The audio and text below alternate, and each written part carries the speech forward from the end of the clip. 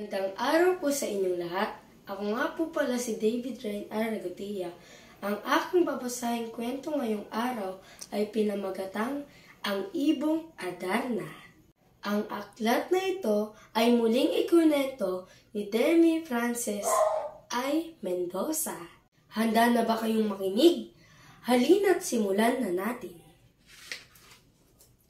Ang Ibong Adarna. Noong unang panahon ay may isang masaya at payapang kaharian na kung tawagin ay Berbanya. Ito ay pinamumunuan ni Haring Fernando at Reyna Valeriana kasama ng kanilang mga tatlong magigiting na anak. Si Don Pedro ang panganay, pangalawa naman si Don Diego, at si Don Juan ang bunso sa magkakapatid. Lahat sila ay magagaling sa pakikipaglaban at paggamit ng sandata. Tahimik na namumuhay ang buong kaharian nang biglang tamaan ng isang mahiwagang karamdaman ang mahal na hari. Ipinatawag ang pinakamagagaling na mga manggagamot sa buong kaharian, ngunit lahat sila ay bigong mapagaling si Haring Fernando. Isang araw, ay may isang matandang ermitanyong dumating sa palasyo at sinabi, walang ibang lunas sa karamdaman ng mahal na hari, kung hindi ang awit ng isang ibong Adarna. Sa bundok Tabor, matatagpuan ang puno ng Piedras Platas kung saan dumadapo ang mahiwagang ibon. Dagdag pa nito, ayaw man maniwala ng nakakarami, ngunit sa kawalang pag-asa ay napagpasya nilang subukan ang payo ng matanda. Sumubok si Don Pedro bilang siya ang panganay sa magkakapatid. Paniguradong ako ang susunod na mamumuno sa Berbanya kung maiuuwi ko ang lunas para kay ama. Handa na akong maging hari ng kahariang ito. Mayabang niyang sinabi sa kanyang dalawang nakakabatang kapatid. Lumipas ang ilang linggo, ngunit hindi pa rin nakakabalik si Don Pedro. Dahil dito, sumunod na sumubok si Don Diego. Pagkakataon ko na ito para matunayan ko na ang karapat-dapat na sumunod ng maging hari. Bulong naman nito sa kanyang sarili paglabas sa palasyo. Madilim na nang matagpuan si Don Diego ang puno ng Piedras Platas. Dumapo ang ibong Adarna sa puno nang hindi niya namamalayan. Nagsimulang umawit ang hiwagang ibon at tuluyang nakatulog ang binata. Nang matakpan siya ng dumi nito ay biglang siyang naging bato. Ganito rin pala ang sinapit ni Don Pedro. Samantala, sa Berbanya ay labis na nag-aalala ang lahat.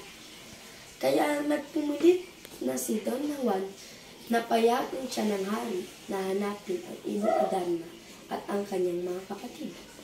Ayaw man ng ama dahil sa panganib na maaaring mangyari ay wala itong nagawa. Pumayag si Haring Fernando sa gusto ng bunsong anak.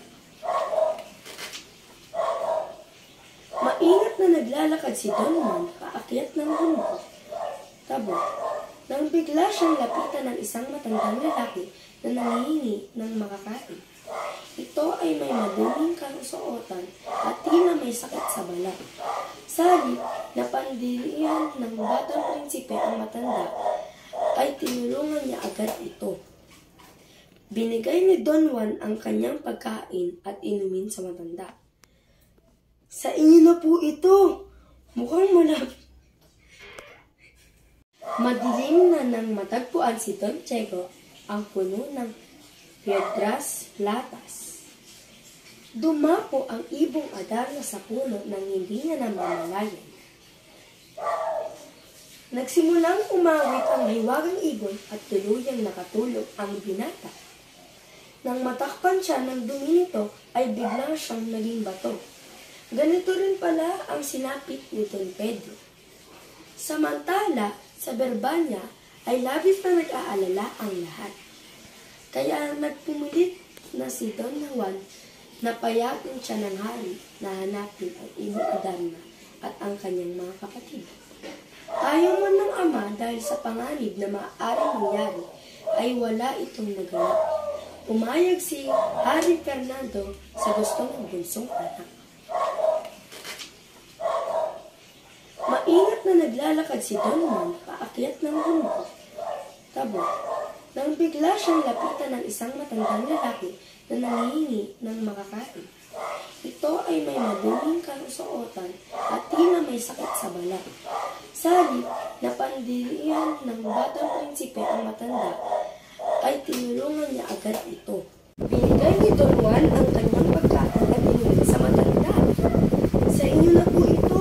Mukhang malapit ko naman po matagpuan ang aking hinahanap. Sabi ni Don Juan. Tuluyan na rin niyang ibinahagi ang kanyang papay sa matanda.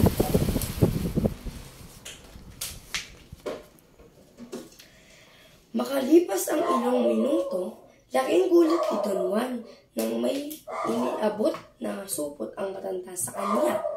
Tanggapin mo na ang mga ito at gamitin mo upang ikay matagumpay sa iyong pakay, sabi ng matanda. Ipinaliwanag rin nito kung ano ang gamit ng mga nasa loob ng supot. Hindi ko po maintindihan. Bakit ko po gagawin iyon? Pagtatakang tanong ni Don Juan. Ito ay para hindi ka makatulog sa pag-awit ng maywagang ibon. Kailangan mong matapos ang 7 kanta ng gising. Iwasan mong matapakan ng kanyang dumi. Kung hindi, ikay magiging bato. Itali mo ang ibon gamit ang gintong sintas. Sagot naman ng matanda. Kung hindi, ikay magiging bato. Itali mo ang ibon gamit ang gintong sintas. Sagot naman ng matanda. Nagpasalamat si Don Juan at nagpaalam na rin sa matanda. Ibinilin rin ng matanda ang gagawin kung sakaling makita ang mga katawang bato ng mga kapatid. Nagpatuloy sa paglalakbay ang prinsipe tungo sa kinaroroonan ng Piedras Platas. Baon niya ang mga gamit na bigay sa kanya. Hating gabi na nang makita ni Don Juan ang mahiwagang puno. Maya-maya pa ay dumapo nga ang ibong Adarna dito at nagsimula na rin umawit. Nakaramdam siya ng matinding antok. Bago pa man tuluyang makatulog ay ginawa na niya ang habilin ng matanda. Gamit ang labaha, ay hiniwa niya ang kanyang braso. Nasaktan man ay tinuloy pa rin niya ang pagpatak ng kapas ng daya sa kanyang sugat. Ginawa niya ang pagpatak ng paulit-ulit hanggang sa patapos ang ibon ang ikapitong nitong awitin. Nahuli ni Don Juan ang ibong Adarna. Napaamo niya ito at tuluyang itinali gamit ang gintong sintas. Sa wakas, gagaling na ang aking ama. Pasensya na, pero kailangan muna kitang dalhin sa aking kaharian, ang sabi nito sa ibon. Nakita rin niya ang kanyang mga kapatid at iniligtas niyang mga ito mula sa pagiging bato. Sa kanilang paglalakad, pababa ng bundok ng Tabor, nakaramdam ng matinding inggit sina Don Pedro at Don Diego. Tila hindi nila matanggap na ang bunsong kapatid pa nila ang nakahuli sa ibon. Dahil dito ay pinagtaksilan nila si Don Juan. Inihulog nila ito sa daan ng balon. Kinuha ng dalawa ang ibon at nagpatuloy sa paglalakad pauwi sa kanyang suburbania. Sa pagdating nila sa kaharian, nalungkot ang hari nang sinabi ni Don Pedro na patay na si Don Juan sa pag-atake ng isang mabangis na hayop. Ang malaga ay nadala namin ang gamot sa iyong nakaramdaman, ama, sampit ni Don Pedro. Sumang-ayon naman si Don Diego sa bayarap sa ibon at sinabing, umawit ka na, dali! Hindi sumunod ang ibong Adarna. Tila hinihinti nito si Don Juan na tinuturing na kanyang amo. Sa kabilang banda ay nagawa namang makalabas ng balon si Don Juan. Pagod man ay dali-dali itong umuwi ng Berbanya. Makalipas ang ilang araw, nagulat ang lahat sa pagdating ni Don Juan. Agad niyang niyakap ang may sakit pa ring hamang hari. Nalaman ni Haring Fernando ang ginawang pagtataksil ng dalawa niyang pang-anak. Kinagalitan at pinahurusahan niya ang mga ito na buong loob namang tinanggap ng dalawa. Humingi rin sila ng tawad kay Don Juan at sa kanilang mga magulang. Nirepitan ni Don Juan ang ibong Adarna na naging mas makulay nang siya ay masilayan. Ibong Adarna.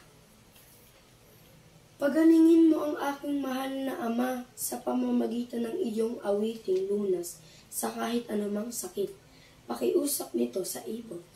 Sumugod naman ito sa prinsipe at tuluyang namumbalik ang sigla ng mahal na hari. Nagdiwang ang buong Berbanya sa paggaling ng kanilang hari. Hindi ang ibong Adarna ang nagpagaling sa akin, kung hindi ang iyong kabutihang loob, Juan. Ang pag-aalala mo para sa akin, ang pagtulong mo sa matandang estranghero, ang pagpapatawad mo sa kataksilang ginawa ni na Pedro at Diego, iyon ang mga tunay na naging daan kung bakit naging matagumpay ka sa iyong kaharian. Ipagpatuloy mong ibahagi ang kabutihan ng iyong puso, sabi ng hari kay Juan. At lahat ng nakarinig ay sumang-ayon sa mahal na hari. Okay na po. At dito nagtatapos ang kwento ng ibong Adarna. Anong aral ang iyong natutunan? Ang aral, malayo ang mararating ng isang taong may mabuting kalooban. Ang pagtulong sa iba nang walang hinihintay na kapalit ay isang kaugaliang dapat matutunan ng marami. Salamat sa pakikinig.